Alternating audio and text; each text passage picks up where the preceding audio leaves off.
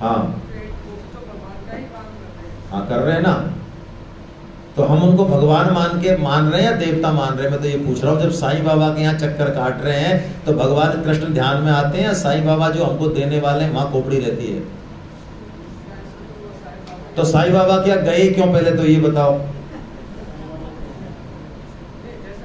गए क्यों? जब कृष्ण मौजूद हैं, गोविंद देव जी मौजूद हैं, तो साईं बाबा के पास गए क्या लेने? पहले तो मुझे ये बताओ। तो लेने के लिए गए तो मंगता हो गए ना, फिर तो मंगता का तो पतन होगा भाई, ये कह रहे हैं। ये तो बुद्धि की बात हो गई कि सब कुछ भगवान है, तो सब कुछ भगवान है तो बीच में रास्ता में जो सड़क मिली, गधा घोड़ा मिले, वे भगवान नहीं है क्या? तो वहां क्यों नहीं रुक गए? अरे तो अब ये कुतर्क मत करो, मैं ये तो कह रहा हूँ, ये बुद्धि का अजीर्ण है। साईं बाबा में भगवान है इसलिए साईं बाबा की पूजा कर रहे हैं, तो मैं कह रहा हूँ बीच में गधा घोड़ा मिले और जो कुल देवता मिले, पत्थर मिले, वे भगवान नहीं है क्या? तो उसमें क्यों नहीं रुके? यदि आपकी दृष्टि ऐसी है कि सर्वत्र भगवान है जो आप कह रहे हो, है ना, तो फिर वहीं क्यों पहुंचे आप लास्ट तक? बीच में क्यों नहीं रुक गए? ये 2 बोतल है पानी की, एक जैसा पानी है, एक जैसा ब्रांड है, बोलो कौन सी लोगे? अरे बोलो यार, कौन सी लोगे? जो हाथ में आ जाए ना। जिद तो नहीं है कि यही लूंगा, आपकी तो जिद है कि मैं साईं बाबा के यहीं जाऊंगा, और बात कर रहे हो कि सब भगवान है। ये ऐसे नहीं चलता भाई। जिसको सर्वत्र भगवान अनुभव हो गए वो कहीं नहीं जाएगा। हम जब सकाम भाव से, मंगता के भाव से जा रहे हैं तो इसका मतलब अभी तो हम कुछ नहीं है। यही तो बात है, हम बुद्धि से सीख लेते हैं चीजों को, ऐसे नहीं। हमको मांगना नहीं है। यहाँ पे ये बताया जा रहा है कि देने वाले केवल भगवान है, और मांगना तो हमको किसी से ही नहीं चाहिए। क्यों मांगे हम किसी से? माँ से क्यों मांगे बच्चा? माँ को सब पता है, माँ को सब पता है, वो बिना मांगे सब दे रही है, और नहीं दे रही है तो आपके हित में नहीं है। यदि हमारे किस्मत में बेटा नहीं है तो मत करो कोशिश, ज्यादा दुख पाओगे। यदि हमारे भाग में गरीबी है तो मत करो कोशिश अमीर बनने की। भगवान हमारे बहुत माँओं की भी माँ है, वो जो कुछ कर रहे हैं हमारे लिए बेस्ट से बेस्ट कर रहे हैं। उनके विधान में परम प्रसन्न हो जाओ। ये कहाँ इधर उधर भटक रहे हो फालतू, और फिर ज्ञान लगा रहे हो कि सब कुछ भगवान है। अभी जो कुछ हो रहा है वो भगवान नहीं है क्या? सब कुछ भगवान की इच्छा से हो रहा है। ऐसा मानने वाला, अनुभव करने वाला व्यक्ति परम प्रसन्न रहता है, परम तृप्त रहता है। उसके कोई अभाव या कमी रहती नहीं है। जिसके कमी नहीं है वो क्यों कहां जाएगा?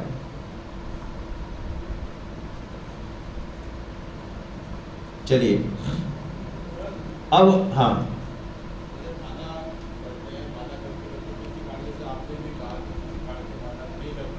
हाँ ठीक है, करेगी। बहुत अच्छा प्रश्न है। ये कह रहे हैं माला नहीं कर पा रहे हैं, कोई फंस गए, लेकिन स्मृति आ गई, स्मृति बराबर बनी हुई है। स्मृति है तो सब बढ़िया है, लेकिन प्राय होता ही है, आप मुझे माफ करना, स्मृति होती है मुश्किल से 1 मिनट की, 2 मिनट की, पूरे 1 घंटे में, और हम मान लेते हैं उसको।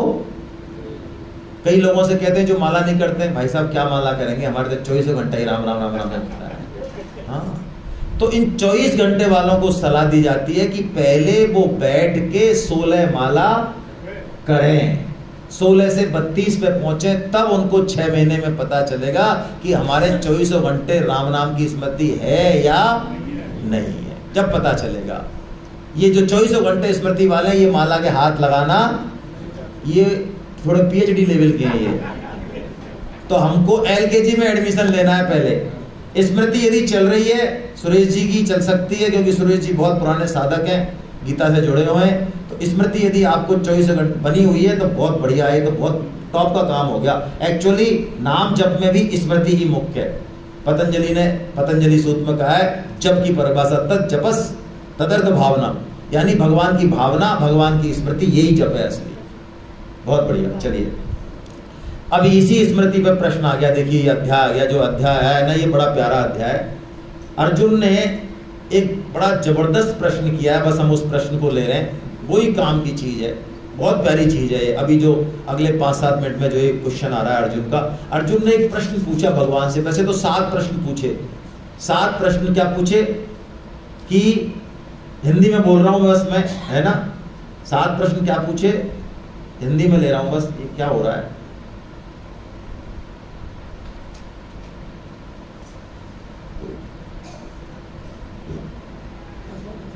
हाँ, ये आगे पीछे पता नहीं कहाँ, मेरे से समझ ही नहीं आता कुछ। हाँ चलो कोई बात नहीं, मैं ऐसे ही बता रहा हूं। अर्जुन ने प्रश्न पूछा भगवान से, 7वां प्रश्न तो अर्जुन ने ये पूछा, हे प्रभु अंत काल में आप कैसे जानने में आते हैं? ये प्रश्न पूछा भगवान ने, है ना, अर्जुन ने पूछा। ब्रह्म क्या है? पहला प्रश्न भगवान ने कह दिया, जो परम अक्षर है वो ब्रह्म है। हम तो अक्षर हैं, अक्षर यानी जिसका क्षरण नहीं होता, हम मरते नहीं है, लेकिन हमारे जैसों में भी जो उत्तम है, पुरुषोत्तम है, परम है, वो ब्रह्म है ना। और अध्यात्म क्या है? तो भगवान ने कहा अध्यात्म जो है वो चेतन अंश जो है, चेतना, कॉन्शियसनेस, परा, वो अध्यात्म है। और कर्म क्या है? तो भगवान ने कहा कर्म पहले कुछ था ही नहीं, कोई जीव, ये सारे जीव ब्रह्मा जी समेत मेरे पास निश्चल अवस्था में पड़े हुए थे करोड़ों अरबों वर्षों तक। मैंने इस सृष्टि को चलाने के लिए संकल्प किया, जिससे ये सृष्टि आगे बढ़ी, ये सूर्य चंद्रमा तारे सब बने, तब ये कर्म नाम का ये तत्व पैदा हुआ। उससे पहले कोई कर्म था ही नहीं। तो आदि कर्म किसने किया? भगवान ने किया। ये कर्म परंपरा किसने चलाई? तो भगवान यदि कर्म परंपरा नहीं चलाते तो हम क्या कर्म कर सकते हैं? अभी भी मान लो एक झटका लगे कोई और मेरा हाथ पैर और वाणी सब दुष्ट हो जाए, बोलो कर पाऊंगा कर्म? डॉक्टर पता ही लगा पा रहे 1 महीने तक तो कि हुआ क्या, सब चीज ओके है, तो कहां गया कर्म? यानी कर्म किसी पे बेस्ड है ना भाई। तो उस ताकत को पहचानना जिसके ऊपर कर्म बेस्ड है, जिसकी वजह से हम चल पा रहे हैं, सांस ले पा रहे हैं। तो भगवान कह रहे हैं वो कर्म मैंने किया है। और अर्जुन को 3 चीज और बताई। अधिभूत यानी ये संपूर्ण संसार जो नष्ट हो रहा है ये अधिभूत है। अधिदैव ये देवता ब्रह्मा जी ये अधिदैव है। और अधियज्ञ भगवान विष्णु है। अब असली बात, ये तो छोटी छोटी परिभाषाएं, असली बात अर्जुन ने प्रश्न किया भगवान से कि अंत काल में आप कैसे जानने में आते। तो ये प्रश्न बड़ा महत्वपूर्ण है, क्योंकि अंत काल में यदि हमको भगवान का स्मरण हो गया तो भगवान ने गारंटी ली है कि यदि अंत काल में मेरा कोई स्मरण करेगा तो वो मुझे ही प्राप्त होगा, इसमें कोई संशय, चाहे उसने जीवन भर कुछ भी कैसे भी कर्म किए हो, कैसे भी, लेकिन अंत काल में यदि भगवान का नाम आ गया तो वो किसको प्राप्त होगा? ये भगवान कह रहे हैं। ऊपर के श्लोक में पढ़ते हैं, आइए। अंत काले च मामेव स्मरन् मुक्त्वा कलेवरं यः प्रयाति समद्भावं याति नास्त्यत्र संशय। अंत काले च मामेव, माम एव केवल और केवल मेरा, एव अंतकाल। अंतकाल मतलब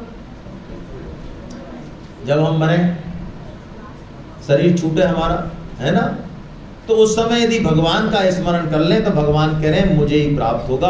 और मेरा स्मरण नहीं कर पाया तो भगवान रूल नंबर 2 बता रहे, यम यम वापि स्मरन् भावम त्यजत्यन्ते कलेवरं तं तमैवैति कौन्तेय सदा तद्भाव भाविता। यदि अंत काल में तू मेरा स्मरण नहीं कर पाया तो जिस भाव का भी स्मरण करेगा, जिस चीज का भी, तू उस योनि को उस भाव से भावित हुए प्राप्त। इसका मतलब भैया अंत काल का स्मरण बहुत बहुत महत्वपूर्ण। अब हमारे यहाँ समाज में, परिवार में जो मौत होती है उनकी सामान्य क्या परिस्थिति होती है? जो आदमी मरने जा रहा है, आज मर सकता है, कल मर सकता है, तो हम उसके सामने गीता का पाठ, रामायण का पाठ, कीर्तन, हरि कीर्तन ये करते हैं, या जो है पोता को और पोती को और अमेरिका से आई है बेटी और इसको और धन को और इन बातों में लगे रहते हैं, रोने में, पीटने में और ये आ गई और इससे मिल लूँ और वहाँ चली जाऊँ, वहाँ से बात कर लूँ, वही इच्छाएं जो जिंदगी भर चली हैं। बड़े बूढ़ों की इच्छाएं ज़्यादा तीव्र हो जाती हैं क्योंकि वो उनको पूरा, आपके मन में आया पिज्जा खाने का, आपने मंगा के खा लिया, आपको अधिकार है, पावर है, आपका घर है, सामने वाला आपसे कह भी नहीं पा रहा है, बुरा लग रहा है कि कैसे खाऊंगा, तो उसकी वो पिज्जा की इच्छा शाम तक विस्फोटक हो जाएगी।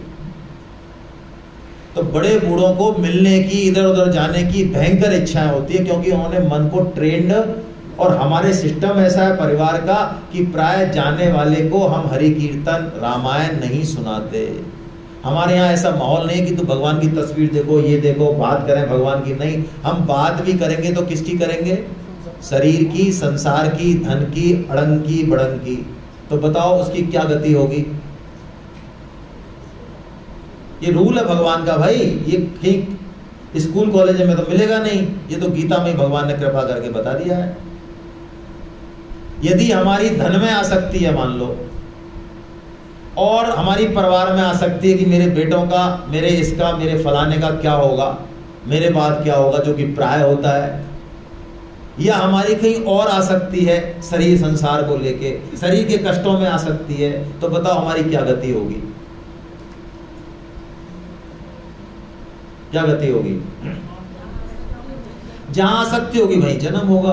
अब हमारा कर्म यदि इस तरह के हुए तो मनुष्य जन्म हो जाएगा वहीं हमारे आसपास, और नहीं हुआ जो कि बहुत मुश्किल है, क्योंकि यदि ऐसे ही लक्षण होते तो फिर मनुष्य जन्म कैसे, तो फिर तो बात ही कुछ अलग होती। तो हमारा उसी घर में कोई जीव जंतु के रूप में जन्म, छिपकली बन जाएंगे, कॉकरोच बन जाएंगे, कुत्ता बन जाएंगे, गधा बन जाएंगे, बकरा बन जाएंगे, कुछ भी बन जाएंगे, गाय बन जाएंगे। और मान लो धन में आसक्ति हुई तो क्या बन जाएंगे? सांप बनेंगे। मांसाहार में आसक्ति हुई तो ऐसा बनेंगे जहां मांसाहार कर सकें। यानी जैसी हमारी वृत्ति, चिंतन और भाव होगा वैसी वैसी योनि हमको मिलने ही वाली है। ये अकाट्य नियम है, इसमें कोई दोहराए नहीं है। और हम पढ़े लिखे लोग इतनी बड़ी बड़ी प्लानिंग करते हैं, और बड़े होशियार होते हैं लोग, पैसे को कैसे डबल और चौगुना करना है, रिलेशन कैसे मेंटेन करना है, समाज में प्रतिष्ठा, और देखो तो सही आप फन ही अलग है। और ये नहीं पता है कि कब मौत गला दबाएगी और उस समय टें टें टें करना है, उसकी कोई तैयारी नहीं है।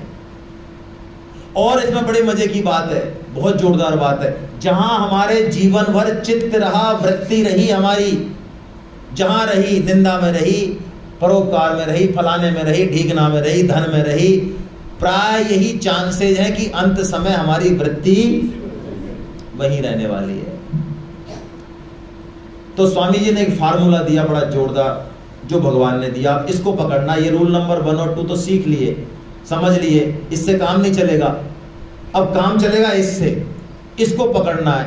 पूरी गीता में यदि एक श्लोक पकड़ना हो जिससे हमारा कल्याण हो जाए तो वो ये श्लोक है। ऐसा श्लोक है ये, एक श्लोक से कल्याण। आइए पढ़ते हैं जल्दी से। तस्मात् सर्वेषु कालेषु मामनुस्मरयोऽद्य च मयि अर्पित मनोबुद्धिर् मामे वैश्यसि संशयम्। तस्मात् इसलिए, भगवान ने रूल नंबर 1 और 2 बता के कहा, तस्मात् इसलिए तू सब समय मेरा स्मरण कर और युद्ध भी कर। ये है आर्ट ऑफ लिविंग। जो और आर्ट ऑफ लिविंग जो है लोग बताते हैं, वो आर्ट ऑफ लिविंग गुरुजी के लिए नहीं कह रहा हूं मैं। लोग कई ध्यान योगी और कई आर्ट ऑफ लिविंग कई तरह की बताते रहते हैं, वो कुछ भी आर्ट ऑफ लिविंग नहीं है, फर्जी बड़ा है वो सब। 5-10 हज़ार रुपए देके आँख कान नाक पिचका देते हैं, थोड़ा आपका शरीर सही हो गया, मन सही हो गया, आप भी फूले फूले आते हो, कुछ नहीं है वो। ये है आर्ट ऑफ लिविंग। काम भी करना है, लेकिन काम करने से ज्यादा जरूरी क्या है? भगवान का नाम स्मरण। जैसा कि अभी सुरेश जी ने कहा, रोटी बनाएं तो स्मरण, झाड़ू लगाएं तो स्मरण, दुकान करें तो स्मरण, भगवान का स्मरण रहना चाहिए हमेशा। तो वो हमारा सारा काम जो है भक्ति हो जाएगा। और भगवान की गारंटी है कि जो इस तरह से चलेगा जीवन भर, उसको अंत समय में वो बेहोश हो जाए, कोमा में चला जाए, कुछ भी हो जाए, भगवान उसको अपना नाम स्मरण करवाएंगे, अपनी स्मृति दिलाएंगे। ये भगवान का वचन है। तो अब हमको करना क्या है? सर्वेषु कालेषु कहा। देखिए, सर्वेषु कालेषु मतलब 2400। तो नींद में कैसे करेंगे?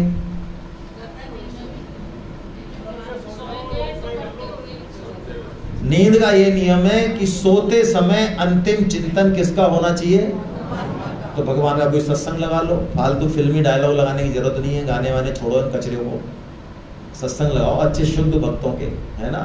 कोई किताब पढ़ो, गीता रामायण पढ़ो और उसी चिंतन में सो जाओ, और सबसे पहला जो शब्द निकले जगते समय वो भगवान का निकले। तो जितना भी हम सोए 7-8 घंटे, वो भगवान ऐसे भुलक्कड़ भाई साहब है, वो भजन में मान लेते हैं।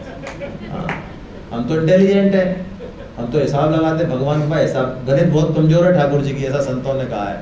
ठाकुर जी गणित में बहुत कमजोर है। तो यदि कोई सोते समय भगवान का चिंतन कर ले और जगते समय भगवान का नाम बोल दे, तो वो 7-8 घंटे, 6 घंटे, 5 घंटे जो है वो सब किस में आ जाएंगे? भगवान के। और सोते समय ही मृत्यु होगी तो वो भगवान का नाम ही माना जाएगा। अच्छा, क्या काम करते समय भगवान का स्मरण संभव है? संभव है, अभ्यास से संभव है। शुरू में आपको लगेगा कि गड़बड़ है मामला, फाइल निकालते समय भगवान का चिंतन कैसे करूंगा, फाइल पर गलत नोटिंग हो गई तो। अच्छा, फाइल निकालते समय तुमको याद रहता है कि तू पुरुष है कि स्त्री है? हेलो,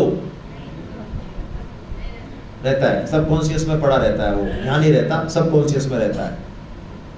हमको मैं पुरुष हूं ये याद करने की जरूरत पड़ती है? कभी याद करने की जरूरत पड़ी किसी को कि यार मैं याद कर लूं 2-4 घंटे तो मैं भूल नहीं जाऊं पुरुष में यार? तो याद है ये तो ऐसे ही जो भगवान का भक्त होता है उसको भगवान का नाम हमेशा, ऊपर से वो कुछ भी करता रहे चाहे, उसको अंदर भगवान की स्मृति रहती है। वो कॉन्शियस से जैसे ही सब कॉन्शियस में जाएगा फिर अपने आप सारा काम हो जाएगा। तो भगवान ने कहा, अर्जुन तू यदि ये टेक्निक सीख ले, आर्ट ऑफ लिविंग, तो तू मुझे ही प्राप्त होगा, इसमें कोई संदेह। तो अब हमारा काम यही होना चाहिए। और जैसे ही मैंने इनका उदाहरण दिया देवराज जी का, जब ये भिंडी खरीद रहे थे लालकोटी में, तो देखो अब आपको देवराज जी को फांसना है। तो जैसे ही आपने देवराज जी को देखा पीले कुर्ते में और भिंडी के रेट पूछे और इनसे और मीठी मीठी बातें करी और अंत तक जब गीता की बात करी, इन 20-25 मिनट में बोलो आपके दिमाग में भगवान के काम का सिस्टम चल रहा है कि नहीं चल रहा है? तो यही मजा है बस गीता प्रचार का। जैसे ही आप टारगेट लेते हो ना कि मुझे 10 आदमी जोड़ने, तो बस ये खोपड़ी, ये मन बुद्धि किस में लग जाती है? जैसे एमबी बिजनेस वाले, भाई माफ करते हैं ना, कोई बैठे होते हैं ना, हाँ वो एमबी वाले हैं ना, उनको क्या है, वो आदमी नहीं दिखते, वो क्या दिखते हैं उनको? वो एमबी का टारगेट दिखता है, यार ये बढ़िया है मुर्गी, इसको फांस लेते हैं, ये एमबी का। तो ऐसे गीता के साधक को क्या दिखता है? उसको ही दिखता है यार इसका रजिस्ट्रेशन कराना है यार गीता का, चाहे कुछ भी हो जाए। तो बस जैसे ये चिंतन चलेगा, अपने आप हमारे मन बुद्धि भाव शुद्ध होने लग जाएंगे और अंत समय बहुत आराम से भगवान का नाम याद आएगा। भगवान के नाम में, कीर्तन में, गीता में, रामायण में मन लगेगा। अरे हमने ऐसे साक्षात देखे, हालांकि ज्यादा अनुभव नहीं है, ऐसे देखे घर में जिन्होंने अंत समय ये कहा कि छोड़ो भाई अब सब। हालांकि व्यक्तिगत उदाहरण नहीं देना चाहिए लेकिन मैं दे देता हूँ। हमारे बाबा साहब ने लास्ट में बिल्कुल सबसे मिल लिए 200-250 आदमियों से, उसके बाद उन्होंने कहा भैया प्रणाम, सभी को प्रणाम, सबको, है ना। और अब हमारी जो बड़ी सिस्टर थी उन्होंने कहा बेटा मेरे को मानस सुना, और मानस सुनते सुनते 5-7 मिनट में उन्होंने अंतिम सांस ली। तो ऐसा भाव कैसे आया होगा? अचानक आया होगा या उनकी पूरी तपश्चर्या ऐसी होगी, पूरी ऐसी थी तब आया होगा। हम सोचे कि हम तो बाकी तो कबड्डी खेलते रहे और एंड टाइम पे कि भैया मानस सुनाना, याद नहीं आएगी मानस की भी, सब बंद हो जाएगी दुकानें, सब बंद हो जाएगी, खां खूं सब खत्म कहानी। इसलिए अंत समय का मतलब, स्वामी जी ने कहा अंत समय मतलब अभी अभी अभी।